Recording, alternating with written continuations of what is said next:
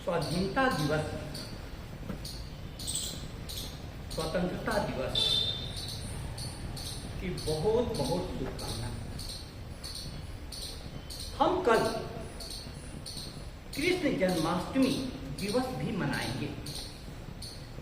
आज भारत के समक्ष सबसे बड़ी जो कमी है वह है एक ऐसी चेतना की कमी जो पूरे जन समुदाय को अपनी ओर आकर्षित कर सके। कृष्ण का मतलब होता है आकर्षण, कृष्ण का मतलब होता है आकर्षण। कृष्ण परम स्वतंत्रता के प्रतीक हैं।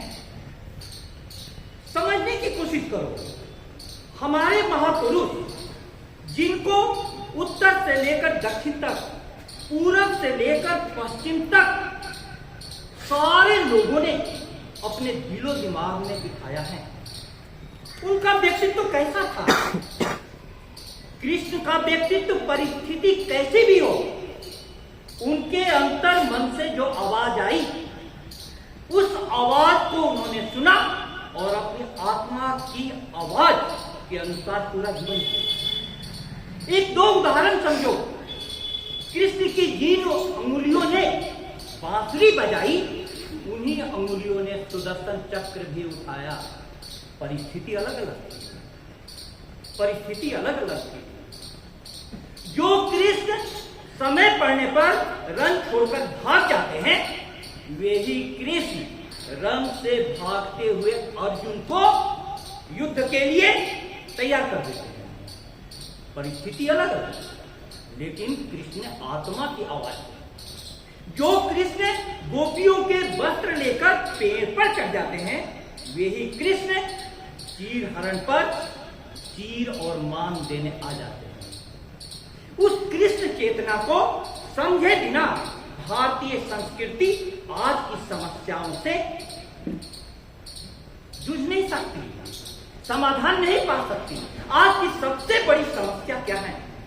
आज की सबसे बड़ी समस्या यह है कि हमारे पर्वत नदियों की तरफ बह रहे हैं। कृष्ण को थोड़ा गौर करेंगे तो आप देखेंगे उस समय कृष्ण ने कहा कि हम सभी को गोवर्धन की पूजा करनी चाहिए। गोवर्धन पर्वत की, गोवर्धन पर्वत की पूजा क्यों करनी चाहिए? उन्होंने कहा कि यह पर्वत हमारे पशुओं को चारा देता है और हमें कंद मूल फल के साथ जल भी देता है, इसलिए पूजा इसकी होनी चाहिए।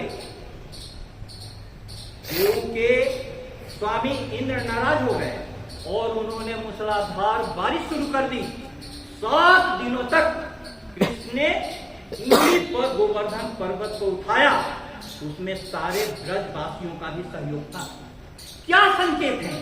संकेत यह है कि समस्या कितनी भी बड़ी हो, उसका सामूहिक प्रयास से एक के नेतृत्व में समाधान पाया जा सकता है। दूसरा देखो, आज हमारी नदियां प्रदूषित हो गई हैं। जलवायु संकट उस कगार पर पहुंच गया है जहां से हम सभी का अस्तित्व ही संकट में। यमुना को कालिया नाग के विष से कृष्ण ने मुक्त किया। कालिया नाग के कारण यमुना प्रदूषित हो गई थी। आज भी यमुना प्रदूषित है। हमने गंगा को मैली कर दी। नदियों के साथ कैसा व्यवहार कृष्ण ने किया, पर्वत के साथ कैसा व्यवहार कृष्ण ने किया। अतः हमें जानना होगा कि हमारी भारतीय संस्कृति इतनी ऊंचाई पर इसलिए पहुंची कि व्यक्ति का प्रकृति के साथ संबंध सबसे ऊंचे स्तर पर था। व्यक्ति का प्रकृति के साथ संबंध कैसा है, इससे किसी संस्कृति का पता चलता है। पश्चिम की संस्कृति ने प्रकृति पर जीत का प्रयास किया। बर्ट्रैंड रसेल की एक पुस्तक है जिसका नाम है कंक्वेस्ट ऑफ नेचर, प्रकृति पर जीत। हमारी संस्कृति कहती है प्रकृति को हम कदापि जीत नहीं सकते, प्रकृति के द्वारा ही हम परमात्मा तक पहुंचेंगे।